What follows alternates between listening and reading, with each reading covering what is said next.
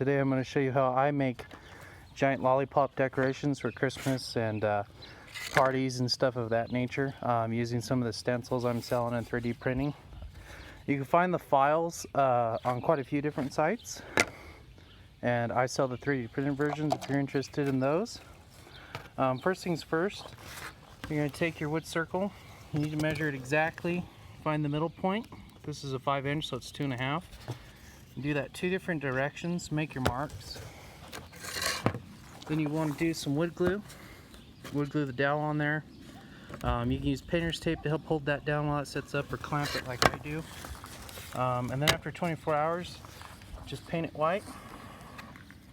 Today I'm just going to use spray paint. It's too cold for mixing latex paint on these. You can brush paint on, whatever your choice may be. Now you are going to get the wood grain through if you're just using paint. That's fine for most people. That's what I do. You can use primer and you won't see the wood grain after that, so it'll look probably more candy-like. So I'm going to go ahead and shoot these up. I'm going to shoot the back first. Some pretty thick coats, flip them over, do the front. Let them dry a little bit in between coats. And then I'll show you how I tape up the stencil and go from there. I've already painted these white now.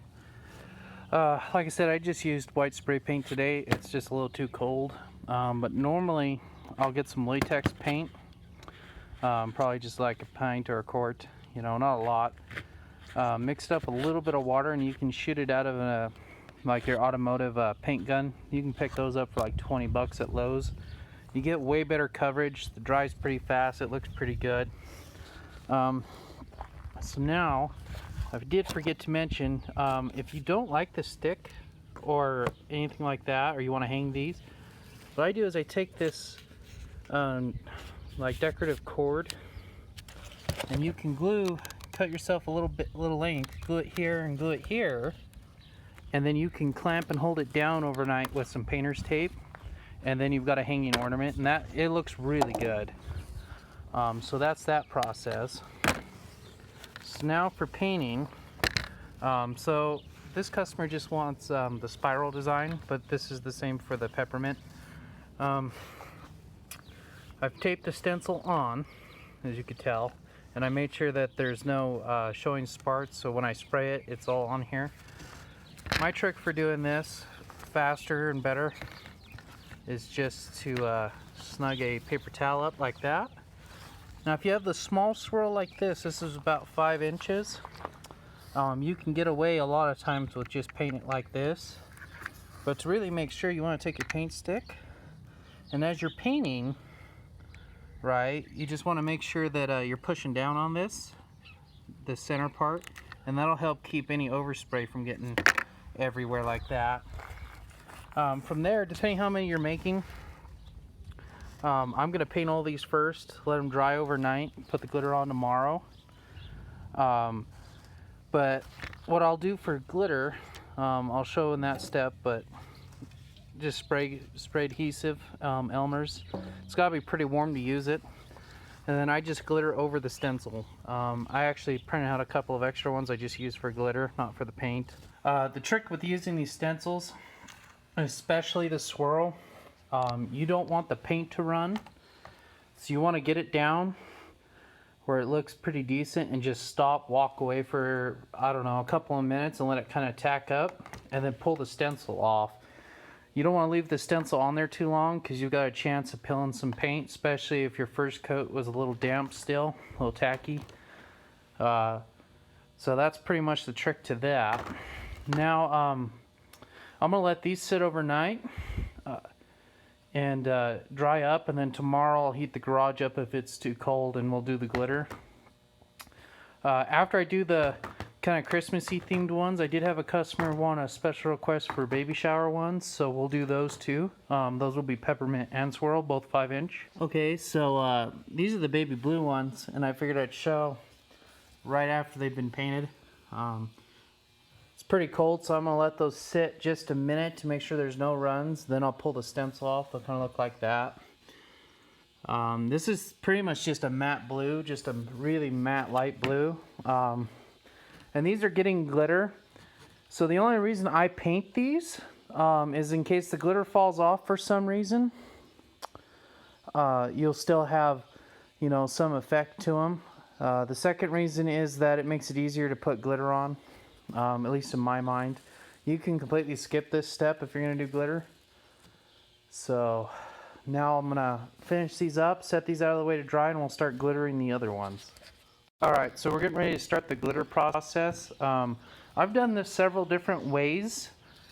If it's during the summer, I'll actually try and use Mod Podge here.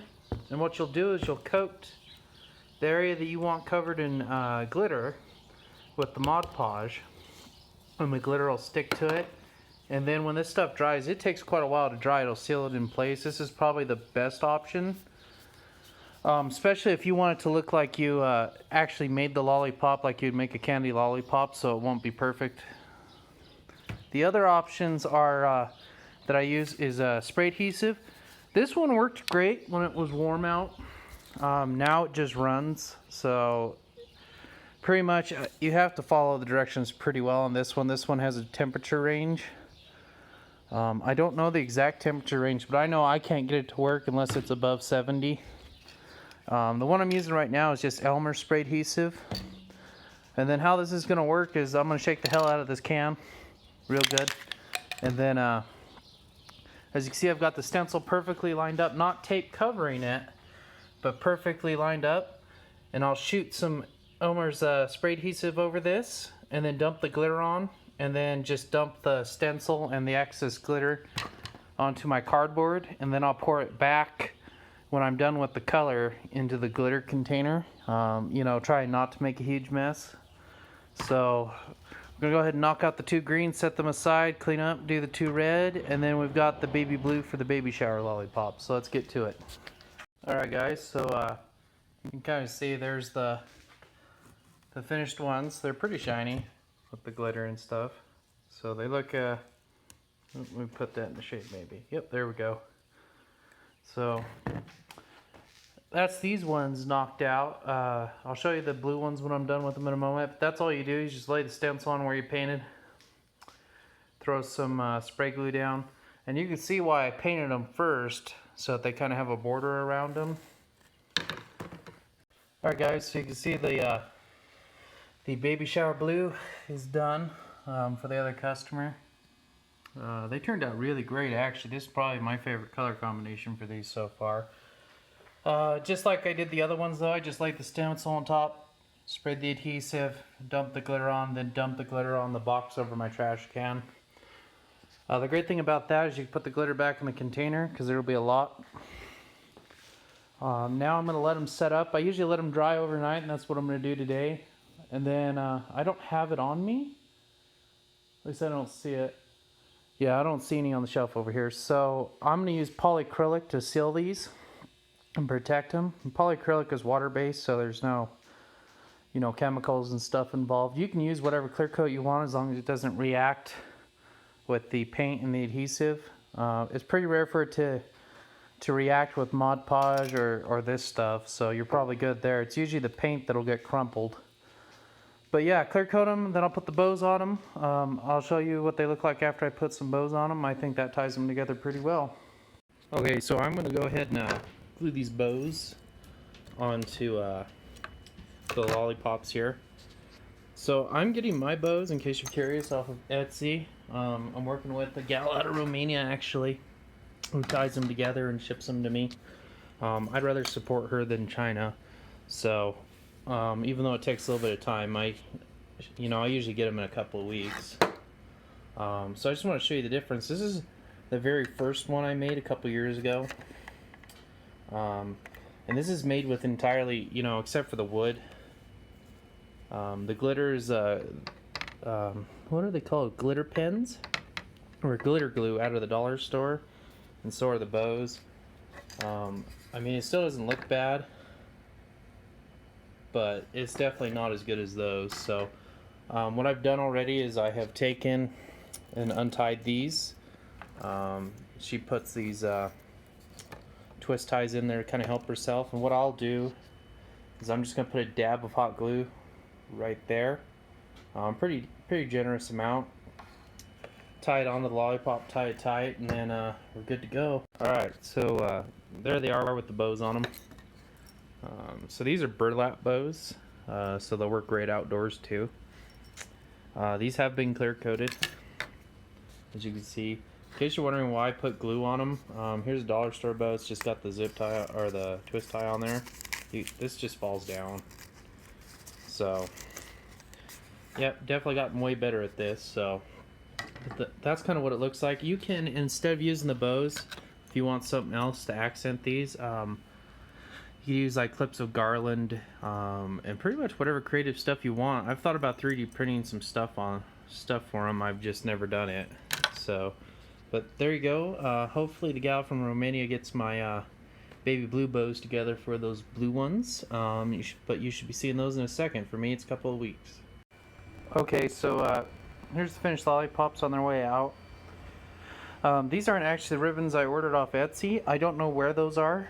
Me and the seller can't find them, so I'm guessing either the Romanian post office ate them or somebody else did. So I had to run to the craft store and found these little guys. I'd actually prefer a bigger ribbon on here, but it's a baby shower, so it is what it is. The customer needs these, so I think it turned out pretty good. But yeah, so you know, you can change colors and stuff on these and they look pretty damn cool. So if you guys are looking for stencils and stuff 3D printed, go to my store link below. If you're looking for the digital file, I'll also link to that. So thank you very much.